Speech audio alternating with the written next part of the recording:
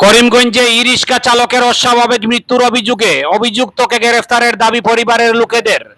Karimganj STC bus stand সংলগ্ন এলাকায় উদ্ধার হওয়া অপরিচিত ব্যক্তির মৃতদেহের পরিচয় পাওয়া গিয়েছে এবং মৃতদেহ ময়নাতদন্তের জন্য শিলচর মেডিকেল কলেজ হাসপাতালে পাঠানো হয়েছে। জানা গেছে হত ব্যক্তি করিমগঞ্জের লঙ্গাই এলাকার আম্বরখানার বাসিন্দা, নাম রাজেশ নমশূদ্র, পেশায় তিনি ই-রিক্সা টুকটুকি চালক। সোমবার রাত 11টা নাগাদ করিমগঞ্জ পুলিশ মৃতদেহ উদ্ধার করে করিমগঞ্জ হাসপাতালে পাঠায়।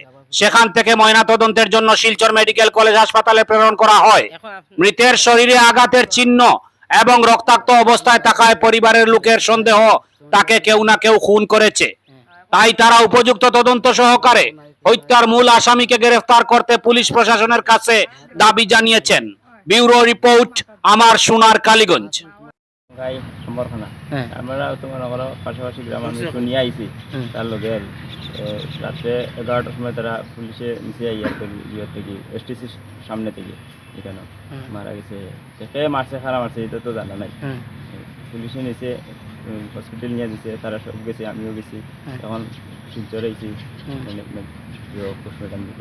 যে মারা গেছে তার নামটা কিতা? রাজেশ নমশূদ্র। রাজেশ নমশূদ্র। বাবার নাম? বাবার নাম মোহনলাল। আসেনি বাবা? বাবা আছে না, বাবা নাই। মা আছেন? মা আছেন তো বয়স্ক মা, তাই তো এখন আর আদিবুদ্ধি হয়েছে। আমরা চাই যে পুলিশে তদন্ত করি ওটা বার করুক। আপনারা সন্দেহ এটা মার্ডার নি না? এটা না না, এটা তো মার্ডার, মাইর তৈরির সিন আছে তো বুঝরা মার্ডার। আমার নাম হলো রাহুল। তাইলে তোমার জুইছে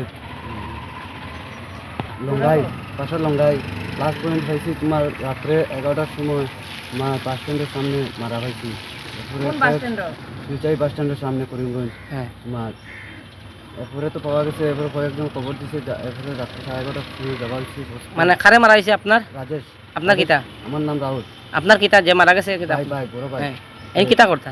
টুকটুকি চলাইছে। হ্যাঁ, মারা গেছে তো তাহলে তো রাত্রে আমার খবর দিছে তারা কয়েকজন গিয়া, ওরা নিয়ে আইসি আবার ফুটো দেশিতে মারা গেছে, পুলিশে নিয়েছে। এখন আপনি কিতা চাই? এখন তো আর যেটা মারা গেছে এটা চাই আমি তদন্ত করি বার করতো পুলিশে। এখন তো আমার পুরা মাও আছে, পুরা মাও নাই, কেউ নাই, আর মা আছে, থাকতে তো আর নাই। মা আছে তোমার বয়স্ক পুরা, তাই তো আর জানেন না কিছু।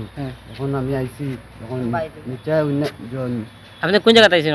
এখন আইসি শিলচর মেডিকেল। এখানে পাঠাইছে তোমার